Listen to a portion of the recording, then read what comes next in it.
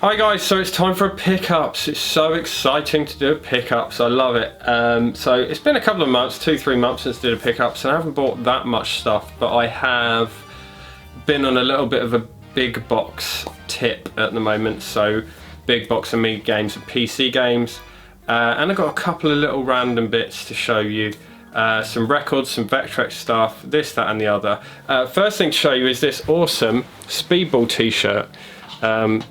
See if you can see it. Yeah. Oh. Yeah, awesome t-shirt. Speedball 2 Brutal Deluxe.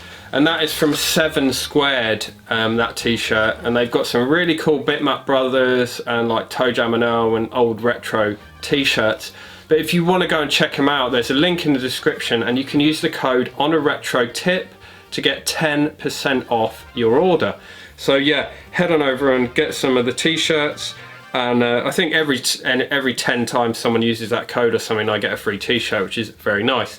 But yeah, thanks to those guys for sending me this. I absolutely love it. Definitely would have bought one either way, because it is fantastic, and they got some other ones that I'm definitely interested in as well. Love my Bitmap Brothers, as you guys know.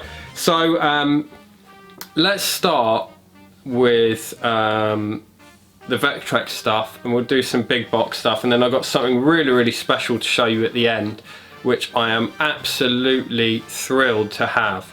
So the Vectrex stuff isn't actually games, it is just a chunk of overlays. Now this huge bundle of overlays and carts appeared on eBay, and it was something like 25-ish, it was between 20 and 25 carts and between 20 and 25 overlays, but the carts did not correspond with the overlays. There was some sort of overlap where there was, say, 3 of one overlay, and some carts didn't have an overlay at all, and blah blah blah blah blah. So the guy wanted something like 275 quid for it, and I thought that's actually not bad, because I could buy that, I could flip the stuff I don't want, because I don't want the carts. I have a multi-cart, I'm only concerned with having overlays, and I thought I could flip all the carts, I could flip the duplicate overlays, and I could get some of the overlays for reasonably cheap, because if you know your Vectrex stuff, the overlays can go for a pretty penny. Now I was watching it at 275 and I was umming and ahhing, and you know when you're watching something and the seller sends you an offer of like a discount, you know, you can buy it for X amount off. He sent me this offer like to buy it at 199, and because I'd already been umming and ahhing at 275, I just straight away bought it, £199. So in the end I sold a load of the carts, I sold the duplicate overlays, and after all fees and postage and everything I made 198.40. So I have about, I think there's about 13 overlays here I paid 60 pence for, which if you know your Vectrex stuff, that is absolutely mad. So we've got Armour Attack. It's my namesake there, my surname is actually Armour. Now I should explain that if you're not into your Vectrex stuff, these just go over the screen and kind of give colour to the display, because the display is black and white. So yeah, Armour Attack, we got Bedlam there, Berserk, Clean Sweep, Cosmic Chasm, Flipper Pinball, Fortress of Narzod, I think there are quite a few of that one, about 3 of that one. Hyper Chase, which is a little bit, if you can see that, it's a little bit marked and what have you, but never mind. We've got Scramble.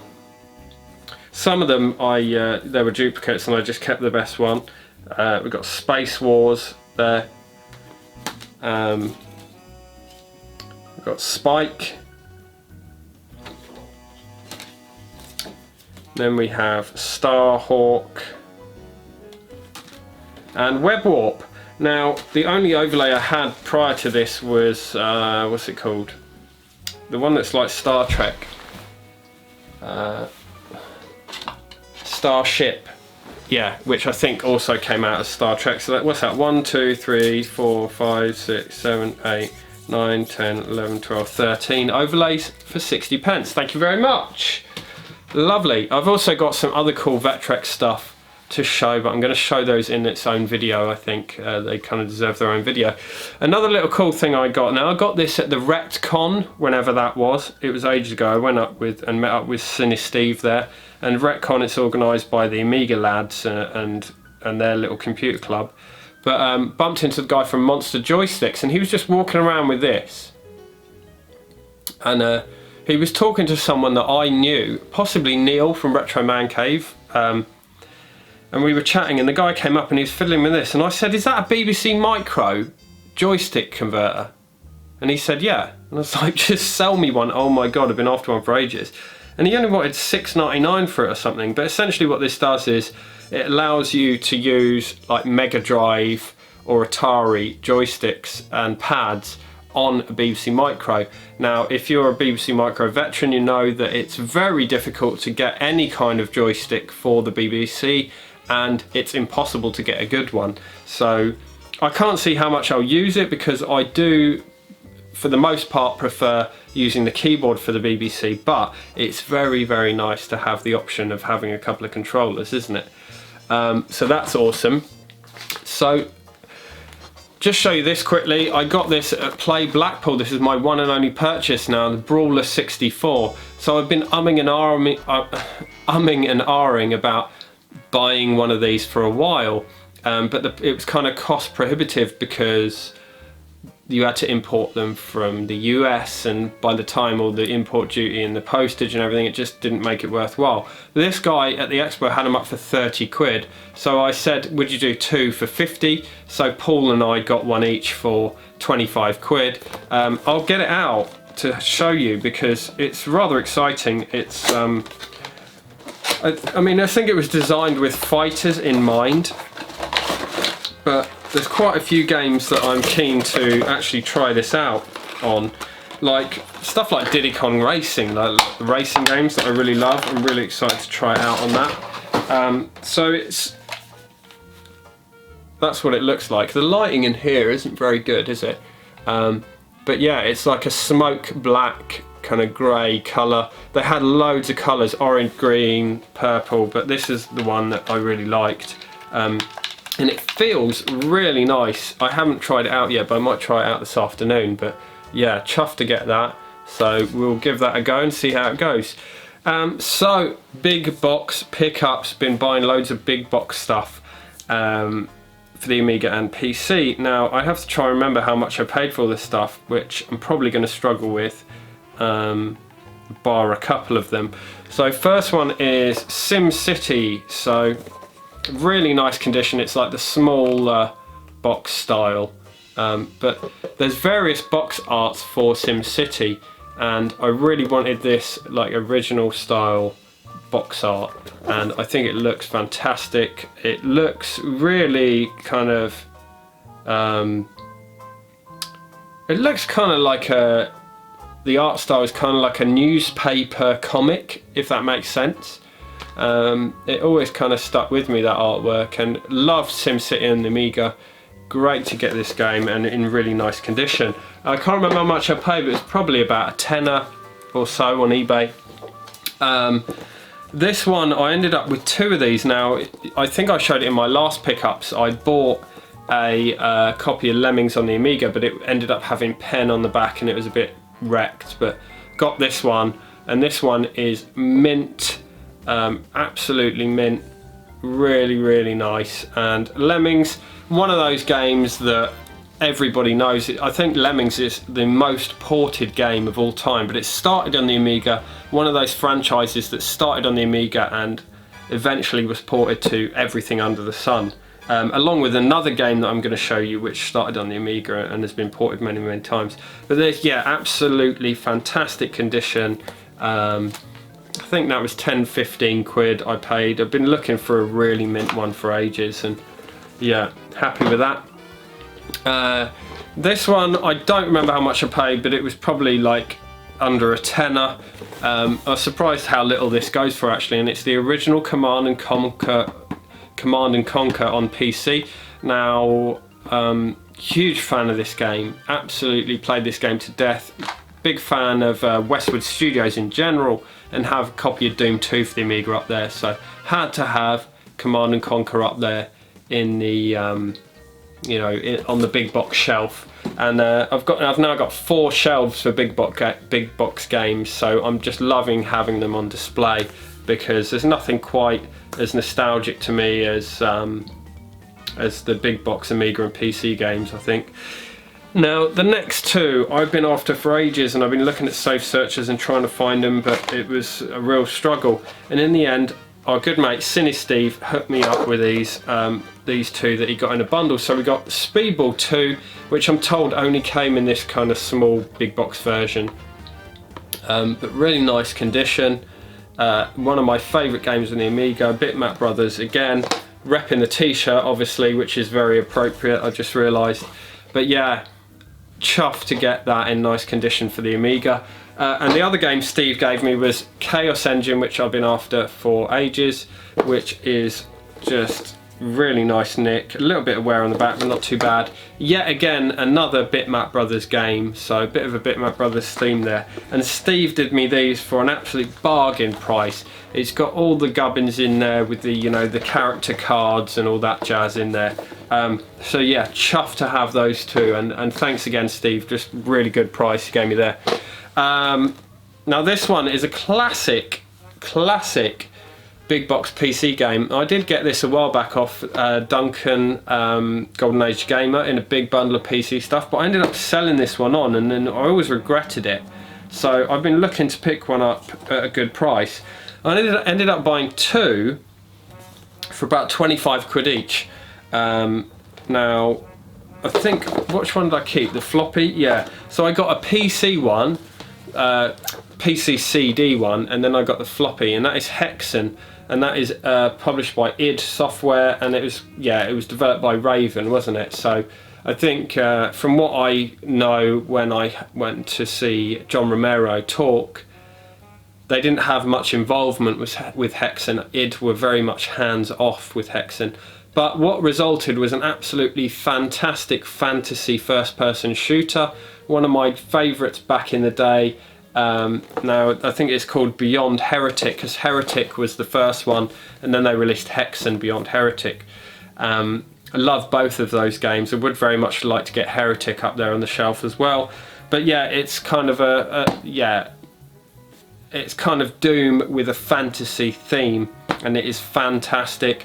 And yeah, I bought the CD one and the floppy one, and ended up keeping the floppy one. It's just a bit nicer condition, and moved the other one on. Next game is an eBay purchase. I think it was less than a tenner, and that is Worms, and that is the other franchise that I was referring to that started life on the Amiga and then was ported to absolutely everything. As you know, they're still making Worms games for things like the PS4 and Xbox One, so Worms is an absolutely unstoppable franchise. Really nice to get this original Amiga version, which I played to death on the Amiga back in the day. Really nice condition, and just a classic Team 17 game there. Really chuffed to have that. These are all nice condition actually. I don't generally buy stuff that isn't nice condition, and I've had a couple of games, like I did buy another copy of Chaos Engine a couple of months back, and the guy sent it like in a jiffy bag or wrapped in brown paper, and when it arrived it was absolutely fucking destroyed, so I had to look for another one, which frustrates me, because you spend ages trying to find something that's absolutely minty on eBay, and you think great, and you buy it, and then someone sends it in subpar packaging and it gets destroyed in the post. It's really disappointing. So the last big box game is Cannon Fodder, another Amiga classic, and this is the Amiga version, by the way. So they're all Amiga versions apart from Command and Conquer and Hexen. Everything else is Amiga. And this is a game that I loved back in the day, and I still play to death. It's really kind of minimalistic packaging. Not much going on there, but it's the iconic packaging that I remember. and I loved playing this game, and I still play this game a whole lot. Classic Sensible Software game. So I loved Sensible Software. I wasn't huge on Sensible Soccer back in the day, I will admit, despite that being many people's favourites, but I loved Cannon Fodder and loved Megalomania. So yeah, chuffed to get Cannon Fodder up there in nice condition. Now, we got some records here. So I stopped to see good old Richard Turner on the way up to Blackpool, and he sold me a bunch of records, which cost quite a fair bit of money, I will admit. But I sold off quite a lot of them because a lot of them are doubles. So I've got a couple left down there that I have doubles still to sell, but I managed to shift most of my doubles on the Friday night at Blackpool and recoup, you know, a good at least half my money, like straight away in one go. So I got these for a reasonably good price, these ones. So these are all limited edition data discs records that I don't have in the collection. So firstly we got Sonic Mania, and that's got a really nice kind of like splatter vinyl in there. Now when this came out I wasn't really sold on getting the soundtrack, but having played Sonic Mania a lot, the soundtrack's really good, and just yeah, thought definitely get that. Panzer Dragoon we got there, really nice packaging, like silver packaging, and they've all got like various coloured vinyls or splattered vinyls. I won't get them out because that'll just make this video absolutely ages long, and I'm sure you guys have seen most of them anyway from people's pickups of these. So Panzer Dragoon, another fantastic Sega soundtrack there. We've got Galaxy Force 2 and Thunderblade, which is another splatter vinyl, which I actually had and sold on, so now have that back. We got Gunstar Heroes, which I was kind of disappointed I didn't go for originally, but that's really nice. I think it's got one red and one blue record in there. But yeah, classic game. Treasure, and it was the first game Treasure ever made, and they absolutely knocked it out of the park and probably made their best ever game as their first game, which is, you know, almost unheard of. We've got Metal Slug, really cool artwork. Look at the artwork on the back there, and these have all got the art card pull out things, you know, like the art prints in and everything. And that's got a cool like white and orange, I think, splatter kind of effect on the vinyl. We've got Afterburner 2, which is 2 vinyls in there, and I can't remember, I think it's like a 2-tone colour, like purple and blue or purple and something in there. But yeah, pretty cool.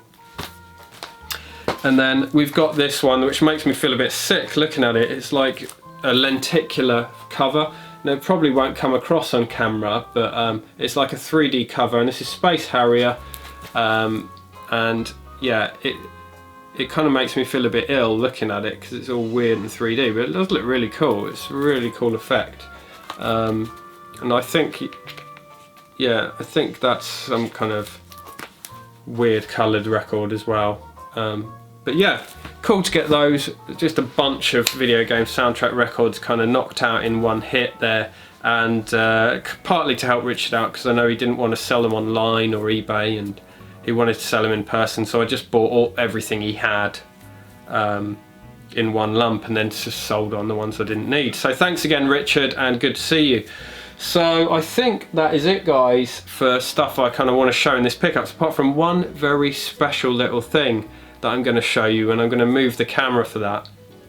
So guys, that is this Monkey Island 2 shop sign from back in the day. Now, it's reasonably big. You can't really get a scale of it. I mean, if you look at how long my arm is there, it is quite big. And Sinisteve, again, he was in a shop somewhere, I forget the name of the shop. They had this up for quite a lot of money, and I managed to get the guy to knock it down considerable amount. Made him an offer, and he said no, it's too low an offer. And then Steve just said okay. I said I'm not going any higher than that. Steve left, and then the guy messaged Steve saying actually I'll take the offer. So I phoned the shop, paid for it via PayPal, and then Steve very kindly picked it up for me and has stashed it, and he gave it to me at Blackpool. But it's hanging off of my Day of the Tentacle framed picture, so it's kind of, I've got my big box games. I'll show you in a minute. You know, you've got the big box games cabinet here, and then you've got the Day of the Tentacle, and you've got the Monkey Island. But I'll do a little pan round of it in a sec. But absolutely chuffed with that. It's just a really cool little thing, bit of memorabilia for one of my all-time favourite games. So that's it, guys. That's pickups for the last probably couple of months, 2-3 months. But I will see you again very soon. Peace.